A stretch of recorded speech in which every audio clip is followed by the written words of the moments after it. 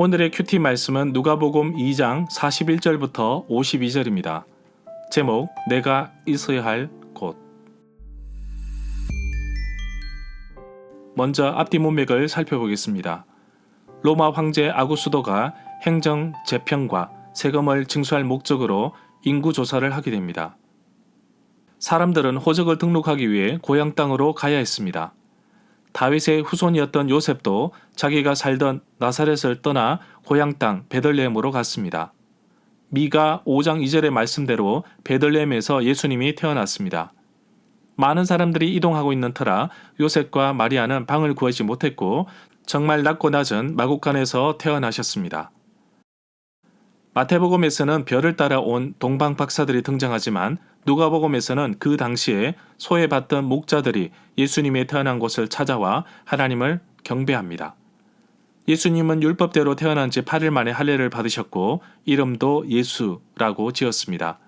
율법대로 예물을 준비하여 예루살렘 성전으로 가서 정결 예식을 하였습니다. 성전에서 두 사람을 만납니다.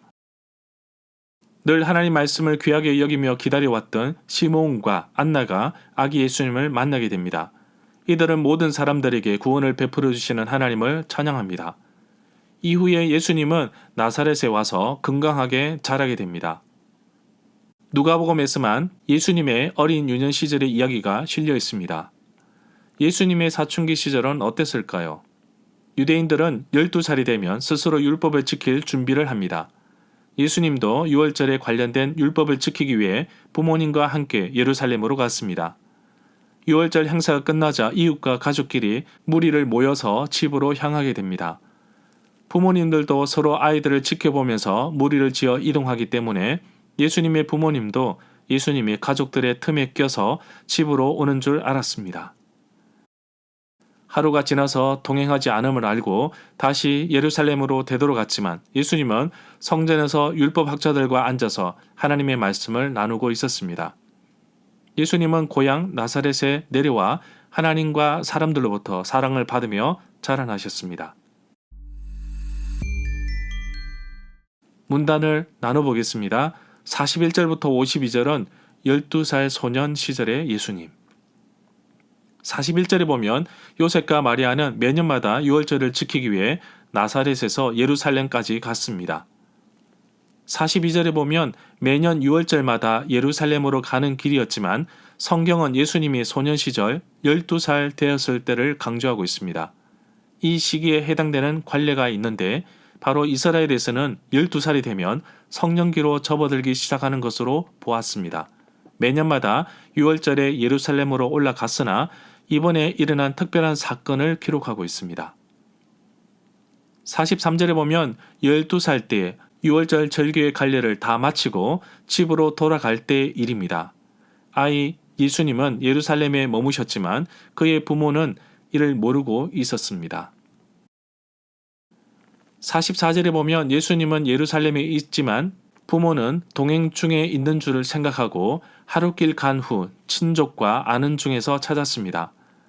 나사렛에서 예루살렘까지 거리는 약 120km 정도 되며 어른 기준으로 걸으면 3일 정도 됩니다.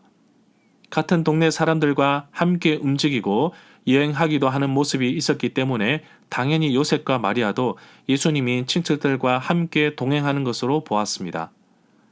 첫 길이 아니라 매년 왔기 때문에 더더욱 그렇게 생각했을 것으로 봅니다. 46절에 보면 나사렛으로 돌아오는 길은 하루 길이었으나 찾으며 예루살렘으로 가는 길은 3일이나 걸렸습니다. 성전에서 예수님을 만나는데 예수님께서 선생들 중에 앉아 듣고 말하기도 하는 것을 부모는 보게 됩니다.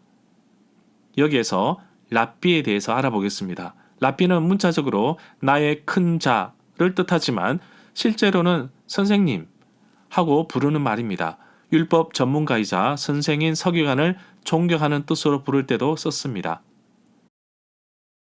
47절에 보면 예수님께서 하시는 말씀에 듣는 자가 예수님의 지혜와 대답에 놀랍게 여겼습니다.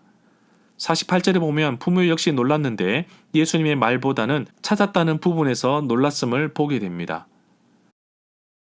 49절에 보면 자신을 3일 동안 찾은 부모에게 12살 된 예수님은 자신의 정체성에 대해서 분명하게 말합니다.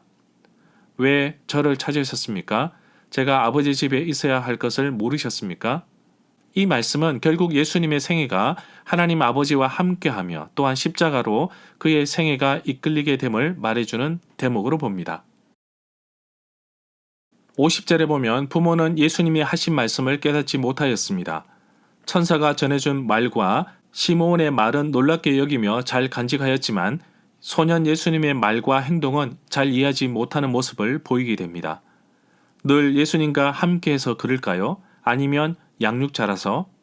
어쩌면 매일 주옥 같은 말씀을 설교를 통해 방송을 통해 듣는 우리는 그것이 얼마나 중요한지 잘 모르고 지나가는 경우가 많습니다. 52절에 보면 두 구절 51절과 52절에서 예수가 그의 부모, 즉 그를 이해하지 못했던 그 부모와 함께 나사렛으로 돌아가서 그들에게 순종하며 지냈다고 하는 보도는 주목할 만합니다. 이는 빌립보서 2장 6절부터 8절에 선명하게 드러나 있는 태도입니다. 52절은 사무엘상 2장 26절에 의하여 작성되었습니다.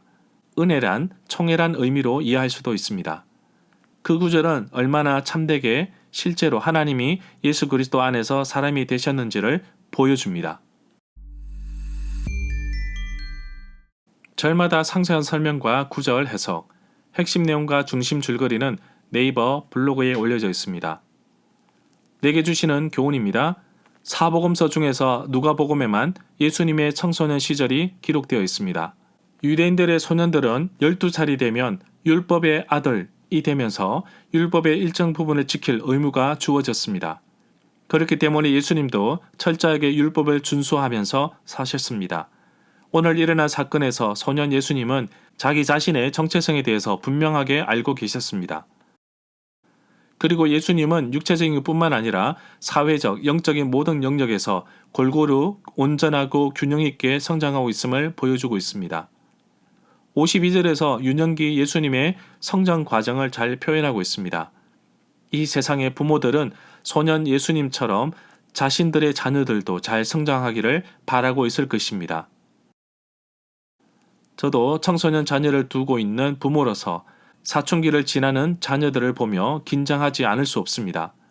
이 땅의 수많은 청소년들이 자신은 하나님의 아들, 딸이라는 정확한 정체성을 가지고 세상을 살아갔으면 합니다. 자신의 존재를 분명하게 알아야 부모님께 순종도 하고 사람들을 이끌어 나갈 수 있는 존재도 되기 때문입니다. 우리 청소년들을 위해, 다음 세대를 위해 잊지 말고 기도해 주십시오.